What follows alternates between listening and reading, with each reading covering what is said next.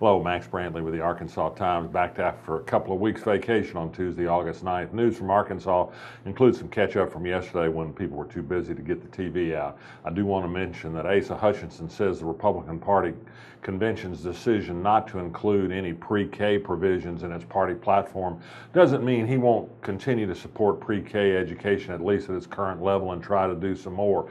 I think it's another indication of the Republicans' party lack of interest in providing benefits to the people who need it most, that is, poor people. You remember that the lowest wage earners in Arkansas were left out of the Republican Party's last income tax cut, and there's not much talk about doing anything to correct that injustice either. Speaking of money, there was a good report today in the Marshall Project, which follows justice reform, and it says that Arkansas is just doing terribly in juvenile justice. We incarcerate more kids, we put more people in jail for status offenses, we have problems in operation of our juvenile lockup. Tom Cotton has led the way at blocking federal legislation on juvenile justice reform.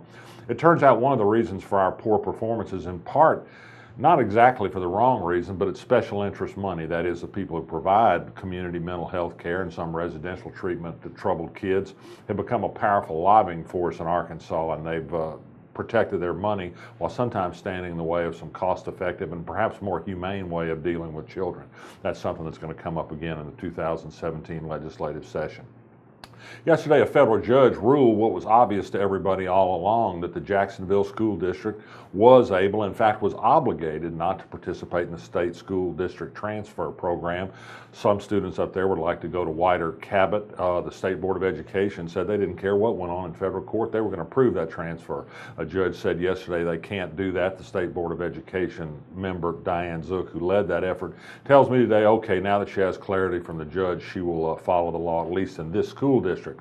But I think we're going to see other challenges elsewhere. The Walton Family Foundation is pushing efforts all over the state to knock down all barriers to school choice. Inevitably, this is going to lead to some resegregation in some school districts. Connor Eldridge, the Democrat who's a candidate for U.S. Senate, has some great new ads out tackling John Boozman for refusing to debate him, for doing very little in 14 years in Congress, and for generally being unavailable in the counties that Eldridge is visiting in his truck. Whether this will help Eldridge or not remains to be seen. In November, we'll find out. More studies out, these from Kansas and Missouri, that show the failure of corporate welfare. That is, the notion that states, by giving away money to private business, can encourage job development. What the reports find is that states rarely get the benefits that they have to pay out for in giving away tax money. Arkansas has a measure on the ballot in November that will expand corporate welfare. It'll probably be approved, although there's no proof showing that it'll help us in any way. A Ten Commandments monument is made, and the paperwork is underway to get it placed on the state capitol grounds.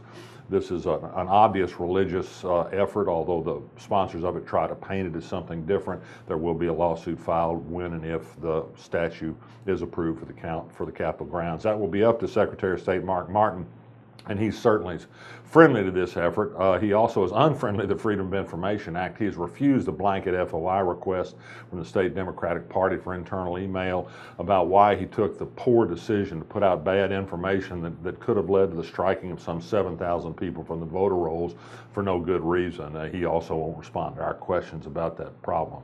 A former state prison chaplain at the women's unit in Newport was sentenced this week to 5 years in prison for forcing women to have sex with him while he was a chaplain there. It seemed like a light sentence, but the correction department says it's happy he did get a sentence of some sort at least. And finally, I will say that I've had the pleasure of being gone for 2 weeks on a cruise around the British Isles where the temperature rarely tops 70 degrees. Sometimes it was in the 50s. But I've got for you here a picture of something that I found on St. Stephen's Green in Dublin. It's a statue by Henry Moore, standing figure, knife edge.